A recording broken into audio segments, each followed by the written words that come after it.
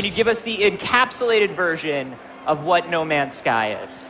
The short version is it's quite difficult. Who doesn't love a David and Goliath story? We see it all the time with indie games that go up against AAA publishers and end up being smash hits. But what happens when the indie game is both David and Goliath? That's basically the story of No Man's Sky.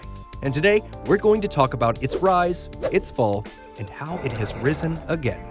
But first, as always, make sure you like this video and subscribe to the channel so you don't miss out on more videos like this one. Developed by Hello Games, No Man's Sky is perhaps the most ambitious project an indie dev team has ever attempted, especially a 6-person indie dev team that had only ever put out side-scrolling platformers. But lack of experience wasn't going to stop these guys from creating the biggest, most public train wreck the industry had seen in years. This universe that we've created, it's so vast, it's so boundless, it's actually infinite, and we don't even know what's out there.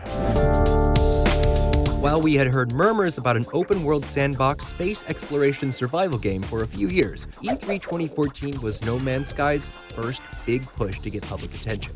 And it definitely succeeded, because the game looked incredible. From the trailer alone, people were hyped. As the months went on and No Man's Sky started to pop up in gaming media spotlight more often, the hype bubble was blowing up fast. A lot of that publicity was thanks to Hello Games co-founder Sean Murray. His name was inseparable from No Man's Sky. Though he was one of the several founders of Hello Games, Sean was definitely the face of the company, and he wasn't shy about sharing details with any news publication that would hear him out. Having worked at Electronic Arts, Sean was tired of making sequels and by-the-book titles, so he broke out of the AAA industry to create something new. That ended up being No Man's Sky.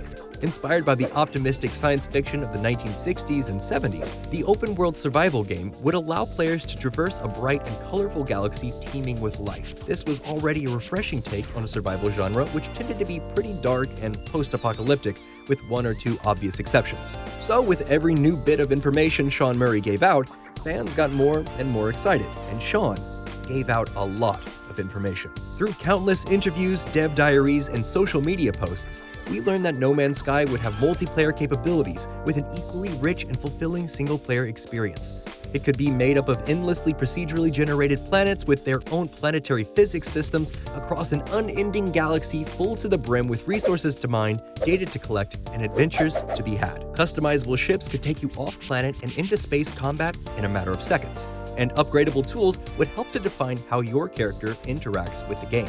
You could choose to get involved with the local ecology, influence alien factions, passively observe the flora and fauna, or just become a rampaging destructive force. Essentially, No Man's Sky was shaping up to be a free-form space adventure with literally millions of hours of content. Sean Murray wasn't just promising the world, he was promising the entire universe. And with the way Sean talked about it, you could tell that this was something he was really proud of. There'll be a universe and you can go everywhere and you can have a ship and you can shoot lasers and, you know, all that kind of thing. It's like the most childish idea for a game in the world. And the fact that this was an indie game instead of something out of, let's say, EA, added a level of charm and interest. The developers were accessible to fans in a way that AAA devs never are, and it made them feel like real human beings instead of a faceless corporation. So it's easy to see why people got swept up in the excitement. It was one of the most anticipated titles of 2014 and 2015, and when the release date rolled around on August 9th, 2016, all that press coverage and anticipation equated to huge sales. You know, I thought Morgan Freeman was God.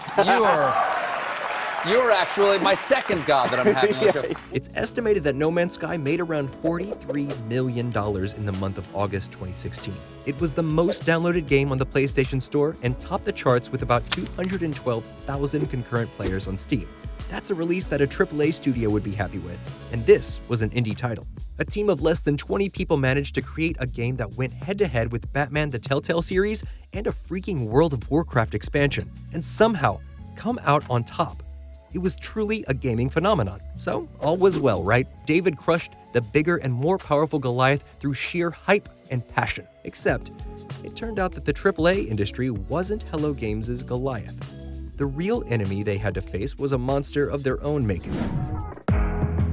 Despite the sales, No Man's Sky was the biggest disappointment players had ever experienced. In their attempt to whip up hype around the title, Hello Games and Sean Murray ended up severely mischaracterizing what No Man's Sky actually was. Sean Murray's constant media presence got the attention of hundreds of thousands of interested eyes, but his headline-worthy tall tales also served to create an image the real game had to fight against and could never live up to. But this all sounds pretty dramatic. As sad as it is, a few lies or overemphasized features are to be expected when you're running a media campaign for a game. But the list of missing content from No Man's Sky could fill an entire video. In fact, when the game came out, it did fill entire videos. Multiple YouTubers made videos dedicated to calling out Sean Murray's falsehoods. Remember the features we highlighted earlier?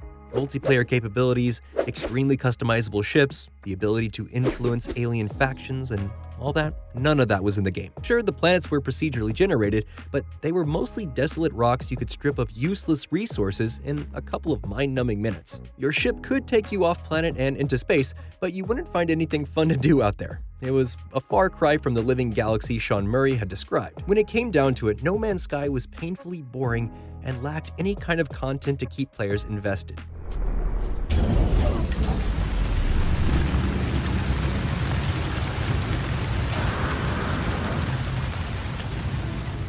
Alien factions ended up being one or two NPCs sitting or standing in various unpopulated buildings. And since you don't know their language, you wouldn't have much luck influencing anything. Oh, and it was buggy.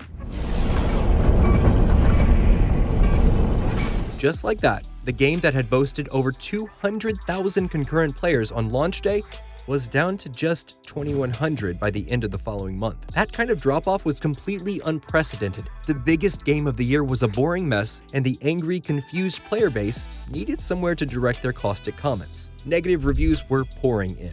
Refunds were being demanded, but the real hate was directed at the Hello Games team. And Sean Murray, being the face of No Man's Sky, was getting the worst of it all. So Sean and the studio went dark on social media. Months passed. It seemed like No Man's Sky had no choice but to fade into obscurity, chased away by players who were literally out for blood, but it turned out that they were far from finished.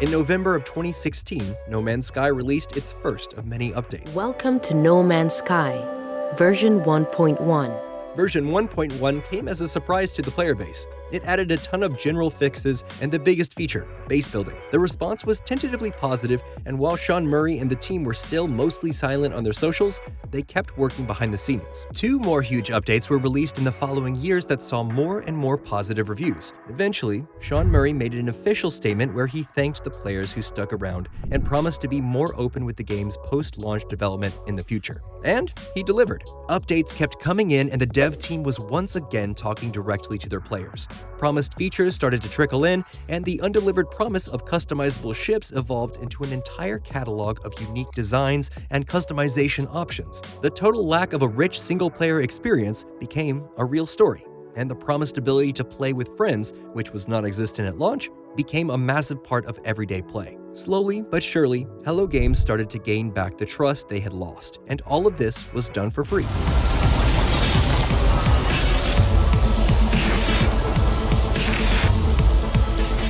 To call the story of No Man's Sky a redemption arc feels uncharitable. This was a full revival, a rise from the ashes that even industry giants have tried and failed to accomplish. And yet, here is this little indie studio doing the impossible. If you reveled in the downfall of Hello Games and No Man's Sky back in 2016, I can't say I blame you.